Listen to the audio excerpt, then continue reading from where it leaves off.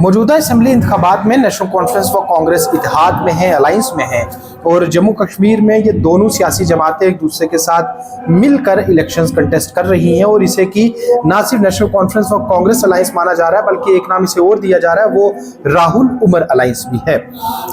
इस सब जो सियासी सूरत हाल है, खासकर रजौरी ज़िला की 5 असम्बली कॉन्स्टिट्यूंसीज की, इस पर मेरे साथ बात करने के लिए मौजूदा वक्त में डिस्ट्रिक्ट डेवलपमेंट काउंसिल राजौरी के चेयरमैन एडवोकेट नसीम लियाकत साहब हैं। सर, शुक्रिया अपना कीमती वक्त हमें देने के लिए।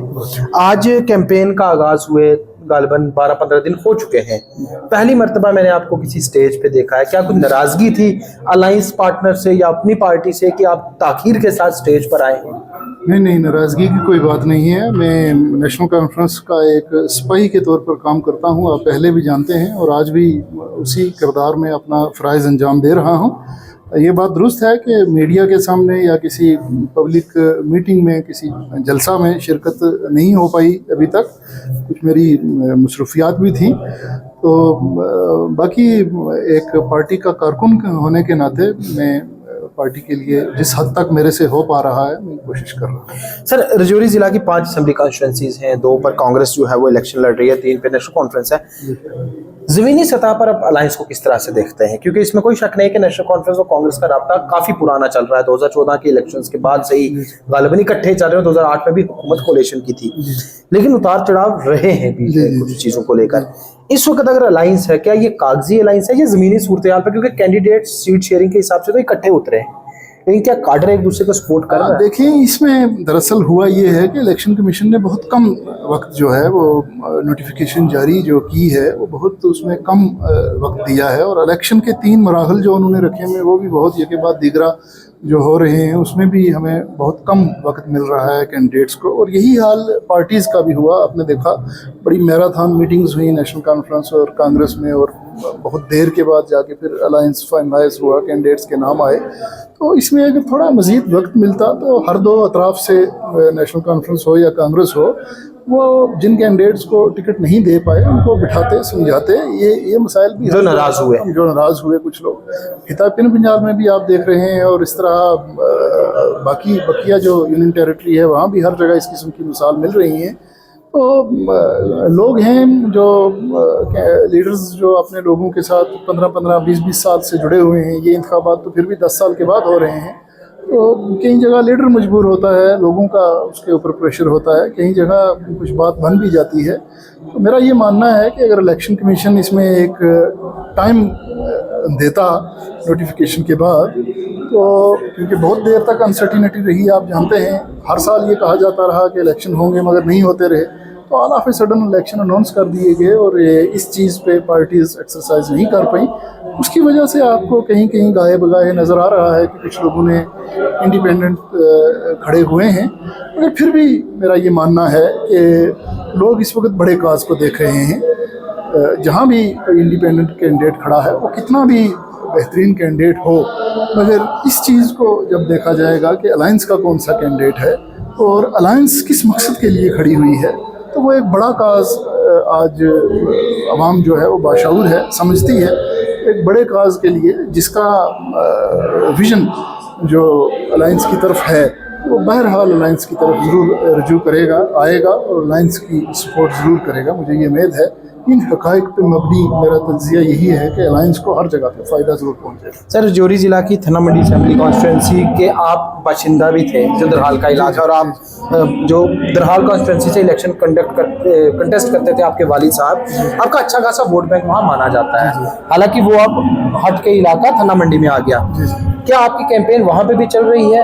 एक तो दूसरा सवाल सर, जिस तरह से आज आप थना मंडी असेंबली कॉन्स्टिट्यूंसी के एक अहम जलसे में यहाँ पर शिरकत कर रहे हैं, क्या रजौरी जिला की सभी 5 असेंबली कॉन्स्टिट्यूंसी में नसीम लियाकत इसी तरह से अलायंस कैंपेन के लिए उतरे हुए हैं? जहाँ जिस जगह पे किसी को मेरी ज़रूरत महसूस होगी अलायंस की मदद करने के लिए, या जहाँ मैं समझूंगा कि मेरे कंट्रीब्यूट करने से अलायंस को फ़ायदा हो सकता है, तो वहाँ ज़रूर मैं हाज़िर हो जाऊँगा।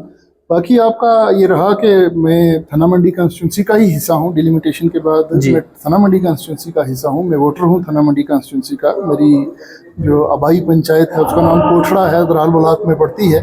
तो दरहाल ब्लॉक में जितना हमारा कैडर है मैं उनके साथ राब्ते में हूँ और हमारा उनको यही पैगाम है कि आप अलायंस की मदद करें। आज भी यहाँ पे कांग्रेस की तरफ से जलसा मुनक्कद हुआ है, इसमें भी हम लोगों को यही पैगाम देने के लिए हाज़िर हुए हैं कि जो लोग हमारे साथ जुड़े हुए हैं, जो हमारा कोई कैडर है अगर इस कंस्टिट्यूंसी में, तो हमारी उनसे यही पुरजोर गुजारिश रहेगी कि ये मत सोचें कि कोई शख्स कहीं नाराज़ है या देखिए इनफरादी किसी के नाराज़ होने की इतनी अहमियत नहीं है जितनी कि अलायंस के एक बड़े काज को कामयाब करने की अहमियत है। तो उसके मद्देनज़र मैं ज़रूर यही अपील आज भी करूँगा कि आप अलायंस की सपोर्ट करें। जहाँ थाना मंडी में या कहीं दरहाल में जहाँ हमारा कैडर है तो उनको मेरी यही गुजारिश है। सर आखिरी सवाल, कुछ खबरें निकलकर सामने आई थी कि नसीम लियाकत भी जो है वो नेशनल कॉन्फ्रेंस से नाराज चल रहे थे जब टिकट जो है मैंडेट्स जब बांटे गए उसमें। हालांकि आज आप स्टेज पे हैं, जैसे मैंने आपको पहला सवाल पूछा कि मैंने आपको पहली बार स्टेज पे देखा, लेकिन आपने कहा कि आपकी कैंपेन स्टेज से दूर चल रही थी, जहां जहां आपको जरूरत लगी आप कैंपेन में मसरूफ थे। क्या कुछ नाराजगी रही थी? ये एक मतलब आउट ऑफ पॉलिटिक्स में आपसे एक सवाल पूछ रहा हूँ, कुछ नाराजगी देखें, इंसान एक इंसानी तौर पे जज्बात होते हैं और जज्बात को ठेस पहुंचे तो इंसान ज़रूर मायूस होता है, मगर मैं नाराज़ इसलिए नहीं हूँ कि बहरहाल टिकट किसी एक ही शख्स को दी जा सकती है, वो दो को नहीं दी जा सकती। और अलायंस जहाँ पे स्टिच हुआ है वहाँ पे हमारी रसाई नहीं है, वो राहुल गांधी साहब और उमर अब्दुल्ला साहब के दरमियान स्टिच हुआ है और बड़े नाजुक वक्त में और थोड़े वक्त में हुआ है। तो अगर ये फैसला हो गया कि थाना मंडी की जो नशिस्त है वो कांग्रेस के हिस्से में जाएगी तो उस पर हमें नाराज़ हो जाना हमारा नहीं बनता है, किसी का भी नहीं बनता है। और अगर मेरी नाराज़गी होती सुमित जी तो मुझे ये कहना नहीं चाहिए, मगर दीगर कई जमातों के मुझे बड़े खुले ऑफर्स थे कि रजौरी से या थाना मंडी से या बुदल से मैंडेट के, दीगर कई जमातों के मुझे ऑफर थे। वो बातें करने की नहीं है, और ना भी होते तो अगर मुझे नाराज़गी होती तो मैं थाना मंडी से या बुदल से कहीं आज़ाद दरख्वास्त दे सकता था। तो वही चीज़ अगर मैंने अलायंस के कैंडिडेट्स को हराना होता तो मैं कहीं से भी आज़ाद दरख्वास्त दे के उसको हरा सकता था।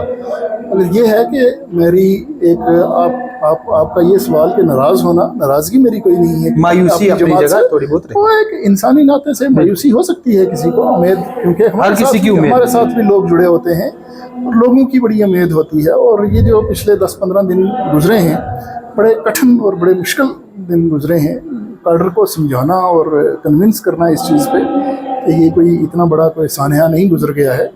तो बहरहाल जो भी सूरत हुई हो मैंने इसको एक्सेप्ट किया है और मैं आज भी नेशनल कॉन्फ्रेंस में मौजूद हूँ और अलायंस की मदद करने के लिए हाजिर। शुक्रिया सर अपना कीमती वक्त देने के लिए। तो मैं ऑन रिकॉर्ड ये चीज़ कहता हूँ कि एक पहले सियासी लीडर जिनने ये चीज़ तस्लीम की है कि मैंडेट ना मिलने से मायूसी होती है, और ये यकीनन है, ये एक इंसानी फितरत का हिस्सा है कि हर कोई शख्स कुछ ना कुछ एक्सपेक्ट करता है, वो ये नहीं मैं भी हो सकता हूँ। अब इन्होंने बिल्कुल गालिबन सही बात फरमाई कि मायूस हूँ, नाराज़ नहीं हूँ, लेकिन मायूसी से नाराज़गी को दूर रखा है। और मैंने जैसा कि शुरू में कहा कि पहली बार मैंने इन्हें स्टेज पे देखा, लेकिन इनका एक दावा है कि ये स्टेज पे पहली बार बेशक आए हैं, लेकिन ज़मीनी सतह पर इनकी कैंपेन बदस्तूर चल रही है। और आज नसीम लियाकत के स्टेज पर आने से मैं ये चीज़ दावे से कह सकता हूँ कि नेशनल कॉन्फ्रेंस और कांग्रेस अलायंस को कहीं ना कहीं विजिबल मजबूती ज़रूर मिलेगी। शुक्रिया।